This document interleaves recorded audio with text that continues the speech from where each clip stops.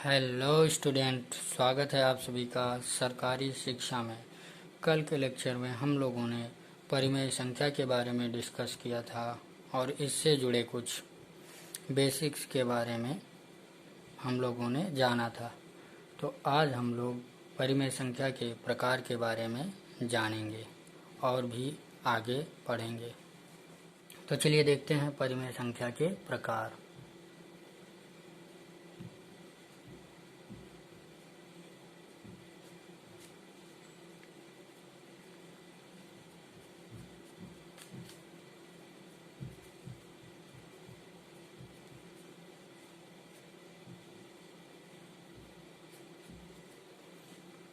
परिमेय संख्या दो प्रकार के होते हैं। पहला कौन सा होता है? धनात्मक परिमेय संख्या।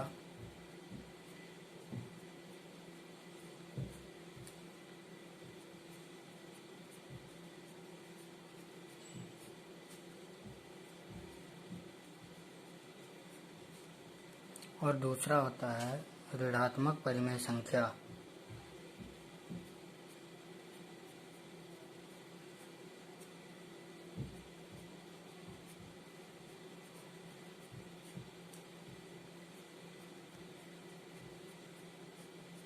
तो पहले हम लोग जानते हैं धनात्मक परिमेय संख्या के बारे में।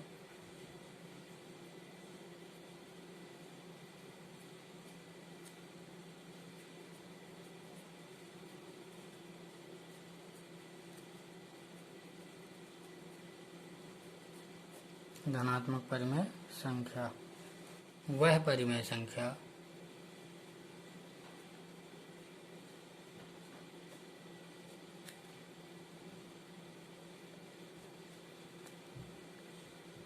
जिसका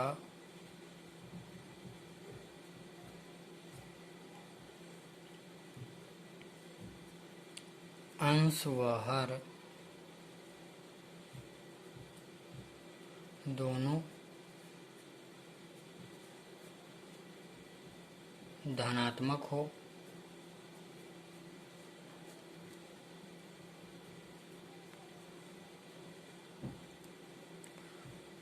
धनात्मक परिमेय संख्या कहलाता है।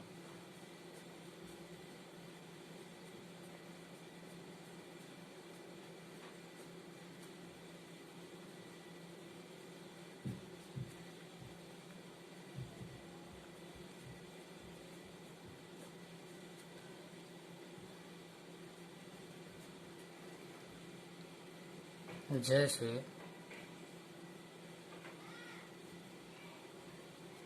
2/3, 5/7, 7/4, 11/9। तो यहाँ पर आप लोग एग्जाम्पल में देख सकते हैं 2/3 अंश भी हमारा धनात्मक है और हर भी हमारा धनात्मक है। यहाँ पर जितने एग्जाम्पल दिए गए हैं सब में अंश और हर दोनों हमारे धनात्मक हैं, इसलिए ये धनात्मक परिमेय संख्या है। अगला देखते हैं ऋणात्मक परिमेय संख्या।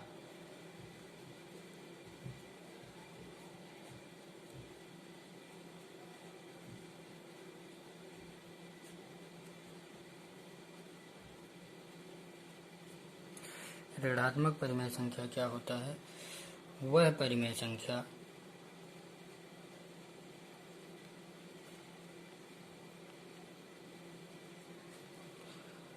जिसका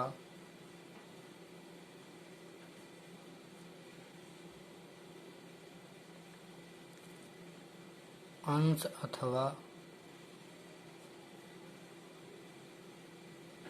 हर में से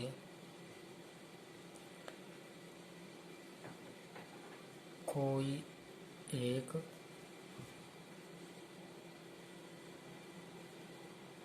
ऋणात्मक हो। ऋणात्मक परिमेय संख्या कहलाता है।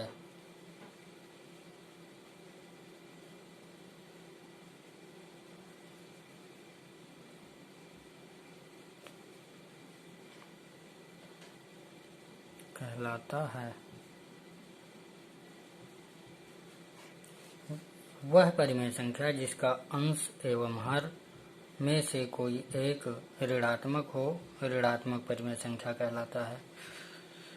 जैसे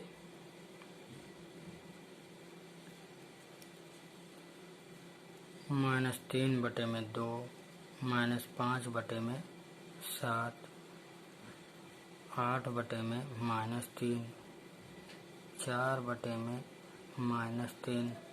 तो यहाँ पर आप लोग देख सकते हैं अंश अथवा हर में से कोई एक संख्या धनात्मक होनी चाहिए, और वो इसमें यहाँ पहले एग्जाम्पल में हमारा अंश ऋणात्मक है, दूसरे एग्जाम्पल में भी अंश ऋणात्मक है, और तीसरे एग्जाम्पल में हर ऋणात्मक है, चौथे में भी हर ऋणात्मक है।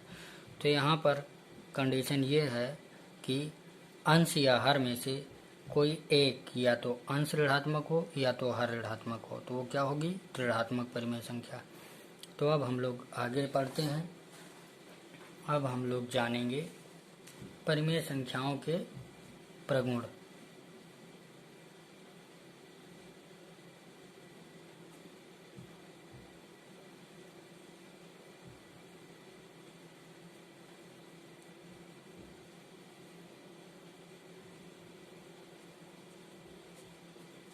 तो परिमेय संख्याओं में भी दो प्रगुण होते हैं।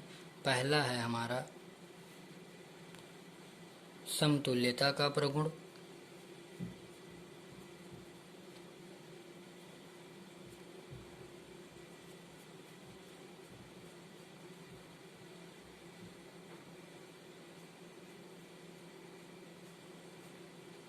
इस समतुल्यता का प्रगुण क्या होता है, चलिए समझते हैं। जैसे हमारा दिया है 1/2।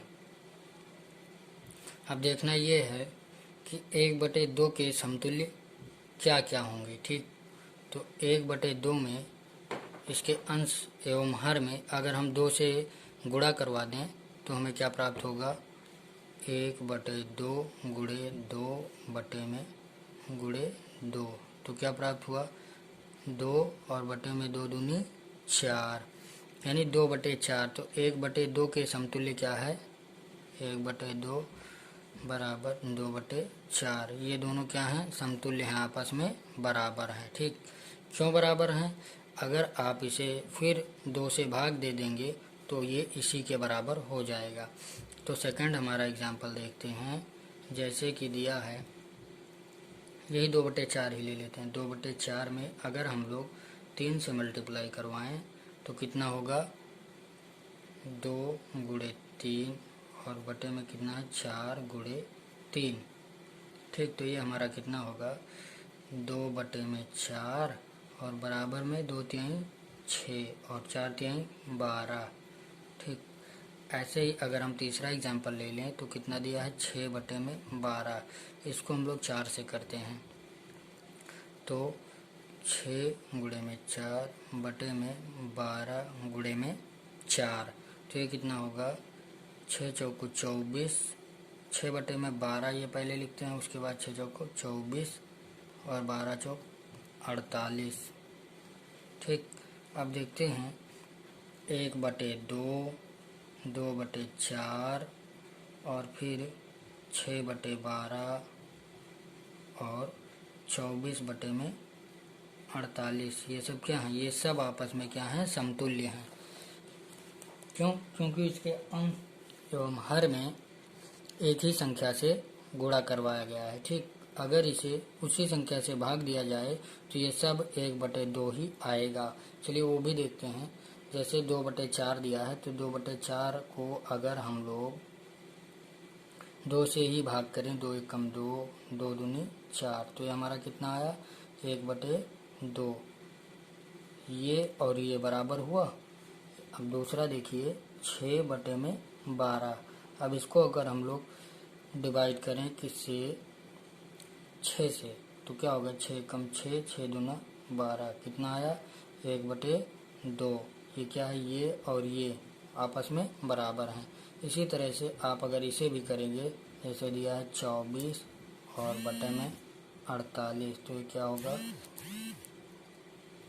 24 किससे करेंगे? 24 से। 24 एकम 24 और 24 दूना 48, ये भी कितना आया? 1/2, यानी ये और ये बराबर हैं, इसलिए इसे समतुल्यता का प्रगुण कहा जाता है। ठीक, तो समतुल्यता का प्रगुण आप लोगों के समझ में आ गया होगा। अब हम लोग चलते हैं आगे की तरफ। सरलतम रूप का प्रगुण। सरलतम रूप का प्रगुण क्या होता है? सरलतम रूप का प्रगुण, ओके, इसे हम लोग समझते हैं।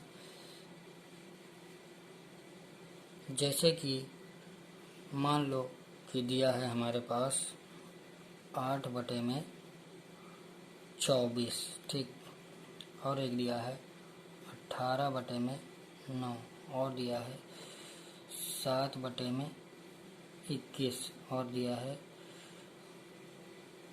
27/9, ठीक।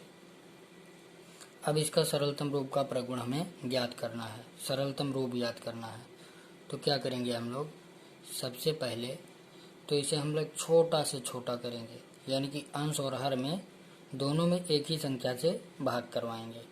तो ये देखते हैं, 4 से डिवाइड होगा, 4 दूना 8 और 4 छक 24, यानी ये कितना आया? 2/6, ठीक। इसी तरह से अगर हम ये वाला देखें तो ये 9 एकम 9, 9 दूना 18, 9 से ऊपर नीचे भाग दिया गया तो ये कितना आया? 2/1। अब इसी तरह से हम लोग देखते हैं 7/21 का, तो 7 एकम 7 और 7 तिया 21, यानी ये कितना आया? 1/3। अगला है 27/9, तो ये कितना आएगा? 3 तिया 9 और 3 27, 3 एकम 3 और 3 तिया 9, यानी ये कितना आया? 3/1। तो इससे हमारा यह स्पष्ट होता है कि किसी भी परिमेय संख्या को छोटे से छोटे रूप में लिखना सरलतम रूप का प्रगुण कहलाता है। छोटे से छोटे रूप का क्या मतलब है? उसे इतना छोटा कर दो कि वो और आगे उससे छोटा ना हो सके। जैसे कि 2/6, अभी ये और छोटा होगा, 2 एकम 2 और 2 तिहाई 6, ये आएगा 1/3, ओके। और ये ये 2/1 होगा, ठीक। तो 1/3 ये आया। अब देखो, क्या 1/3 इससे भी छोटी परिमेय संख्या में परिवर्तित हो सकती है? यहाँ पर हम लोगों ने लिखा है 1/3, ओके, ये 1/3। तो क्या ये 1/3 इससे भी छोटी संख्या में परिवर्तित हो सकती है? नहीं हो सकती। जैसे 2/1, अब इससे भी छोटा क्या आप कर सकते हैं? ये 1/3 ये भी दिया है, इससे छोटा हो सकता है? नहीं हो सकता। 1/3 सबसे छोटी परिमेय संख्या हो गई, यानी ये 7/21 का क्या है? सरलतम रूप है, ठीक। तो उम्मीद है आप लोगों को पसंद आया होगा।